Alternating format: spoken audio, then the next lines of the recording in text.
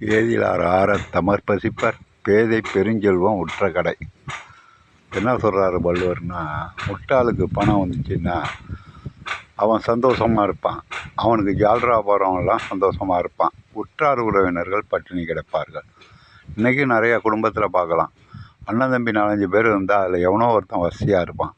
ஆனால் கூட பிறந்த அக்கா தங்கச்சி அண்ணன் தம்பிகளுக்கு உதவி செய்ய மாட்டான், பெற்ற அப்பா அம்மாவுக்கு கூட உதவி செய்ய மாட்டான்.